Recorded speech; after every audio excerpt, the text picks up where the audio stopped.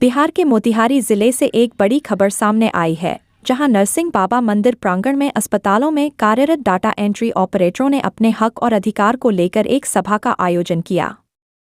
इस सभा में कर्मचारियों ने खुलकर अपनी पीड़ा जाहिर की।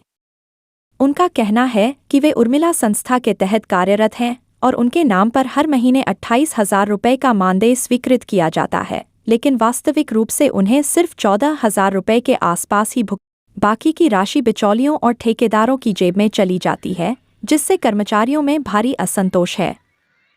इस मौके पर मौजूद रहे पटना हाईकोर्ट के वकील श्री अमित, जिन्होंने कर्मचारियों को भरोसा दिलाया कि वे इस अन्याय के खिलाफ कानूनी कार्रवाई में उनकी मदद करेंगे। वकील अमित ने कहा, यह मामला समान कार्य के लिए समान वेतन के संवैधानिक अधिकार का है। अगर किसी के नाम पर 28,000 की राशि स्वीकृत होती है तो उन्हें पूरा भुगतान मिलना चाहिए। सभा में कर्मचारियों ने यह संकल्प लिया कि जब तक उन्हें न्याय नहीं मिलेगा, वे अपनी आवाज बुलंद करते रहेंगे। मोतिहारी से रजनीश रवि की रिपोर्ट, रिपब्लिक 7 भारत। और टेम्परेचर आपको भी पता है कि 42 डिग्री सेंटीग्रेड है ना। तो छुट्टी का दिन है ये। हमारे पीछे जो भी दिख रहे हैं वो आपको डाटा ऑपरेटर हैं, डाटा एंट्री ऑपरेटर स्वास्थ्य विभाग में NHM के माध्यम से काम करते हैं। ये सभी पूर्वी चंपारण में है फिलहाल। और इनका जो कष्ट है ना, वो बहुत ही गंभीर है।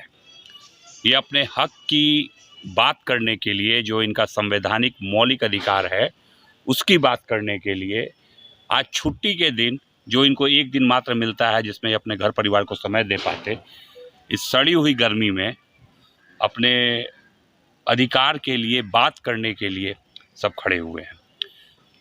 ऐसा क्या हो गया जो ये डाटा ऑपरेटर को छुट्टी के दिन, जो कि एक दिन अपने घर के कार्य में वो समय देना चाहिए, आज वो बैठक में वो समय दे रहे हैं? इसके पीछे क्या कारण? ही सिंपल है। 26,000 हर महीने जो है इनके नाम से बिहार सरकार जो है इनके आउटसोर्स्ड कंपनी को प्रति व्यक्ति के हिसाब से देती है, बट इनके हाथ में सिर्फ और सिर्फ 14,000 रुपये आता है।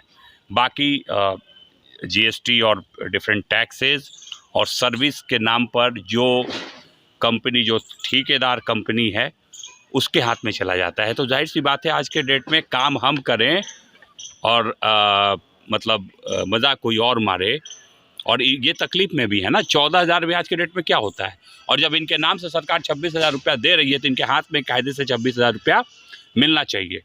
2-3 हज़ार जाहिर सी बात है प्रोविडेंट फंड में जाता है, ये इनका हक बनता है, वो जाना ही चाहिए, ठीक है। उसके अलावा जिस कंपनी के माध्यम से ये काम कर रहे हैं उसको ये कंप्यूटर का 1,500 रुपया, 900 रुपया ऑपरेटर का, और ये सब 10 सालों से काम कर रहे हैं। कंपनियां साल दर साल चेंज होती हैं, मतलब जैसा सरकार का मंशा होता है, जो सरकार के सबसे करीब आता है, जो सफ़ेद पोस्ट लोग हैं, वो कंपनी अपना नया बना लेते हैं और ये फिर उनके कर्मी हो जाते हैं।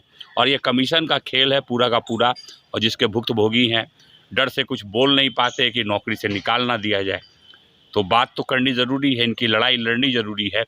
तो इनसे इनका प्रॉब्लम समझने के लिए अभी हम लोग बैठे थे। तो एक रिप्रेजेंटेशन जो है सरकार को दिया जाएगा, उनको सोए हुए नींद से जगाया जाएगा कि ये जो आउटसोर्सिंग का खेला है ना, इसको बंद किया जाए। ये बिहार के लोग हैं, बिहार में जन्म लिए हैं, बिहार के रहने वाले हैं, बिहार के कर्मी हैं, कर्मठ लोग हैं, काम कर रहे हैं, तो इनको इनका हक ईमानदारी से मिले। चलिए, यहाँ दिवाकर जी हैं जो कि आप भी काम कर चुके हैं। हाँ, हम काम कर 26,000 मिलता है और 13,000 रुपये आपको इन हैंड मिलता है। 12,000 रुपये का खेला क्या है? देखिए, बताते हैं। 10,000 पूरे बिहार में कम से कम लगभग डाटा ऑपरेटर हैं और 9,000 रुपया का कोई आता पता नहीं है। यानी 10,000 में अगर 9,000 से गुना करेंगे तो लगभग 9 करोड़ के करीब हर महीना के घोटाला है, चाहे जो भी है, लोगों के शोषण हो रहा है। बहुत माने रखता है इतना पैसा, और बंदरबाट ही होता है। कभी कंपनी बहुत आते हैं, कंपनी चले जाते हैं, लड़का वहीं रहते हैं, कंपनियां बदलती रहती हैं। एगो कहावत भी फिल्म के डायलॉग हम नहीं बोलना चाहेंगे। हाँ, कंपनी बार बार बदलती है। साता वाले अपना कंपनी बदल देते हैं, लेकिन बच्चे वहीं रहते हैं और हर 11 महीने के बाद इनका कुशलता प्रमाण पत्र चिकित्सा पदाधिकारी के द्वारा बनता है कि कार्य क्षमता इनका बहुत अच्छा है। उसके बावजूद भी समान कार्य का समान वेतन नहीं मिलता है। और शोषण जाइएगा तो ऑफिस में बात करेगा लोग, जैसे लगता है कि लोग इस धरती के लोग ही नहीं, कहीं और ग्रह से हैं। सरकारी कर्मचारी और आउटसोर्स कर्मी के बीच भेदभाव का पूरा भेदभाव रहता है। 3 तरह का हम भेदभाव अपने रीजन में देखे। एगो जो रेगुलर हैं वो करते हैं संविदा कर्मचारी के, संविदा कर्मचारी और रेगुलर वाला मिल के करते हैं आउटसोर्स वाले के। पैसा भी कम। जो बता रहे थे कि 26,000 सैलरी के जब 13,900 कुछ रुपए मिल रहे हैं, तो ये जो है कोई भी कंपनी अगर किसी वर्कर को अगर वो रखती है तो एक सैलरी निर्धारित करती है। क्या कुछ आपको सैलरी के विषय में पहले बता के आपको जॉब पे रखा गया या फिर ऐसे ही? सैलरी जो निर्धारित की है, जो ऑफर लेटर आया है उसमें तो वही है, लेकिन ये बताइए एक कंप्यूटर वही बता रहे, एक कंप्यूटर अगर मान लीजिए 1500 का हर महीना काटते हैं तो जोड़ लीजिए 5 साल में कितना एगो कंप्यूटर का दाम काट लिया गया। प्रिंटर 900 रुपये का महीना, प्रिंटर कितना आता है 2000 का महीना कटता है 900 रुपया।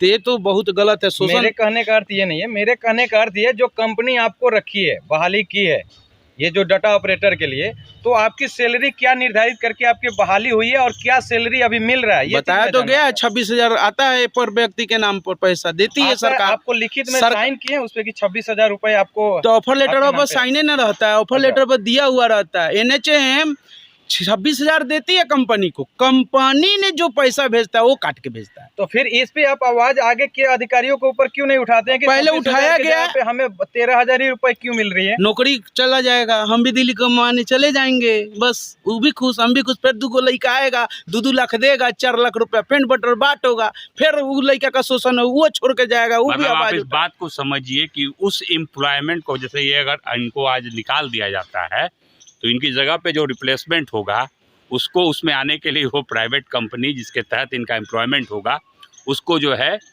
40,000, 50,000, 1 लाख रुपया देना पड़ेगा।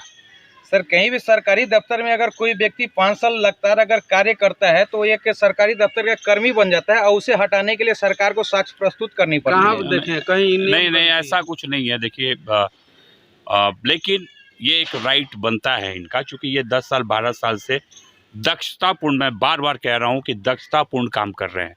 सरकार का स्वास्थ्य विभाग का जो इम्पोर्टेंट काम है उस काम को ये कर्मठ लोग निष्पादित कर रहे हैं।